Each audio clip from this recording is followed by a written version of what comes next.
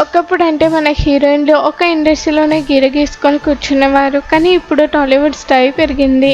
మన ఇండస్ట్రీ బౌండరీలు కూడా పాన్ ఇండియా దాటేశాయి.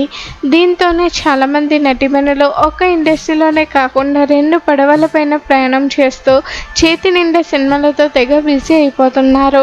కానీ ఈ అమ్మడు అలా కాదు. సినిమా ఇండస్ట్రీలో చాలామంది హీరోయిన్స్ 1-2 సినిమాలతోనే క్రేజ్ సొంతం చేసుకుంటూ వరుస ఆఫర్స్ను అందుకుంటారు. ప్రస్తుతం టాలీవుడ్లో శ్రీలీల, కృతి శెట్టి, రష్మిక మందన, మీనాక్షి చౌదరి ఇలా ఇంకొంతమంది ముద్దుగుమ్మలు బ్యాక్ టు బ్యాక్ సినిమాలను లైనప్ చేస్తున్నారు.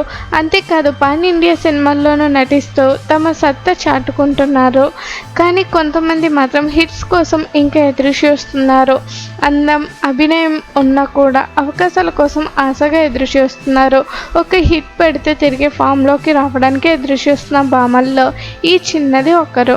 దాదాపు 11 ఏళ్లుగా ఇండస్ట్రీలో ఉంది ఈ అమ్మడు. కానీ హిట్స్ మాత్రం లేవు.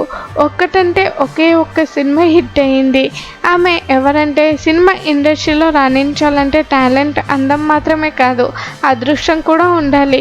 అది లేక చాలామంది హీరోయిన్స్ అవకాశాలు అందుకోలేకపోతున్నారు. వారిలో నభా నటేష్ ఒకరు. నన్ను దోచుకోవంటే అనే సినిమాతో హీరోయిన్గా ఇండస్ట్రీలోకి వచ్చిన ఆ తర్వాత వరుసగా సినిమాలు చేస్తూ ప్రేక్షకులను మెప్పించింది.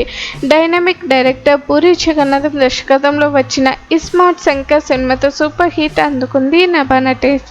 ఈ సినిమాలో తన అందంతో ఆకట్టుకుంది. ఈ సినిమాలో నభా నటేష్ తన గ్లామర్తో హైలైట్గా నిలిచింది. ఇస్మార్ట్ శంకర్ సినిమా తర్వాత వరుసగా సినిమాలు చేసి ప్రేక్షకులను మెప్పించింది. కానీ అంతగా హిట్ అందుకోలేకపోయింది. రవితేజ నటించిన డిస్కో రాజు సినిమా చేసినా అది హిట్ అవ్వలేకపోయింది. అయితే నభా నటేష్కు యాక్సిడెంట్ అవ్వడంతో సినిమాలకు బ్రేక్ ఇచ్చింది. ఇప్పుడు యాక్సిడెంట్ నుంచి కోలుకొని సినిమాలు చేస్తుంది. మొన్న మధ్య నభా నటించిన డార్లింగ్ సినిమా కూడా నిరసపరిచింది. ప్రస్తుతం నిఖిల్ను ఆడిస్తున్న స్వయంభు సినిమాలో హీరోయిన్గా చేస్తుంది. ఈ సినిమా ఘాటింగ్ దశలో ఉంది. ఈ సినిమా పైనే నభా బోలెడన్ని ఆశలు పెట్టుకుంది. మరి ఈ సినిమా ఎలాంటి రిజల్ట్ ఇస్తుందో చూడాలి.